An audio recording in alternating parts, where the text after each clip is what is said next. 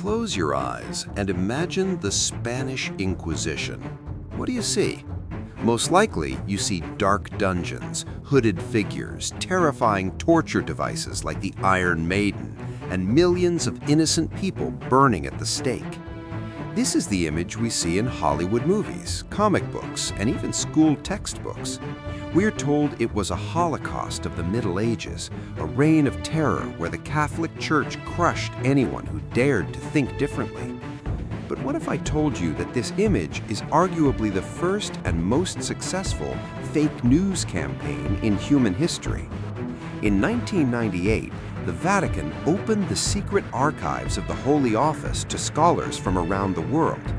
These historians, many of them secular or Jewish, not Catholic, analyzed over 44,000 cases recorded between 1540 and 1700.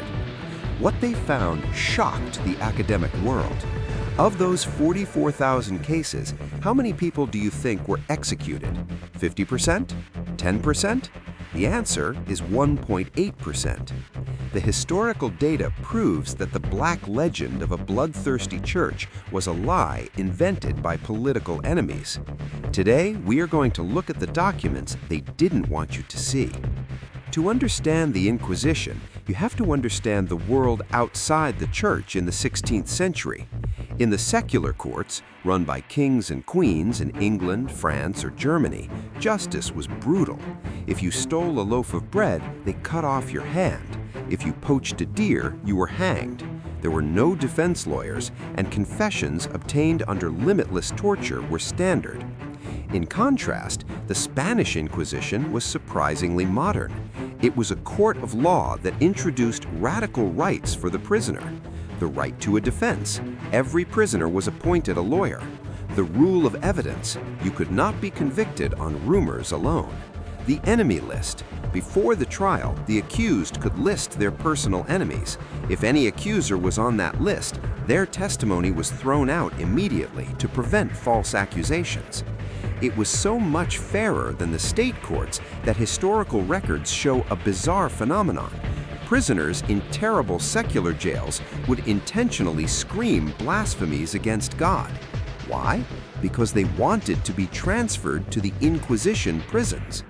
In the church's prisons, they were fed regularly, the cells were cleaner, and they were treated as human beings, not animals.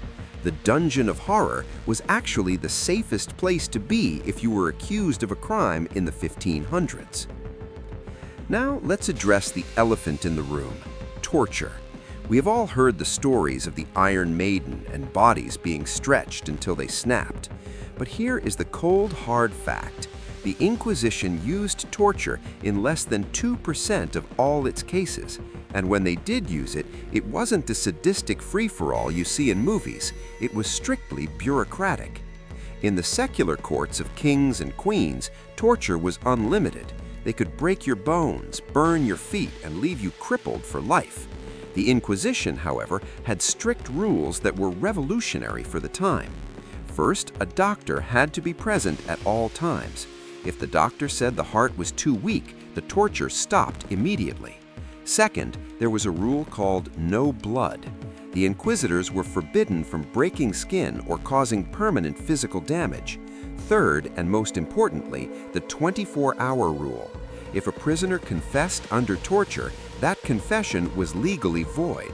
They had to wait 24 hours, be given food and rest, and then confess again freely in a normal room. If they refused to confirm it, the torture confession was thrown in the trash. Compare this to the English legal system of the same time, where you could be pressed to death under heavy stones just for refusing to speak. The horrors of the Spanish dungeons were in reality the most regulated legal procedures in Europe. Another image that haunts history is the auto da fe, the act of faith. Paintings show massive crowds cheering as hundreds of people burn alive at the stake. But again, this is a distortion. The auto da fe was not an execution ceremony. It was a procession of penance. It was a massive public mass. The vast majority of people walking in it were not going to die. They were wearing a yellow garment called a San Benito, holding a candle, and publicly apologizing for their errors. Out of those thousands who walked, only the most stubborn, unrepentant, or violent criminals were handed over to the secular arm for execution. And here's a detail the history books often leave out: the Inquisition itself never executed anyone. Clergy are forbidden by canon law to shed blood. When a prisoner was deemed unfixable, the church would hand them over to the king's soldiers with a plea for mercy. It was the state, not the church, that lit the fires. Was it harsh? Yes, it was the 15th century. But the goal was never to exterminate a population, it was to reintegrate them. The tragedy is that we remember the few who died and forget the thousands who walked in that procession, did their penance, and went back home to their families. Another huge myth is that the Inquisition was obsessed with burning witches. We've all seen the movies. But again, look at the map. The Great Witch Craze of Europe, where roughly 60,000 women were burned or drowned, happened mostly in Germany, Switzerland, and England, countries that were largely Protestant or secular at the time. In Spain and Italy, where the Inquisition was in charge, witch burnings were extremely rare. Why? Because the Catholic inquisitors were actually men of science and law.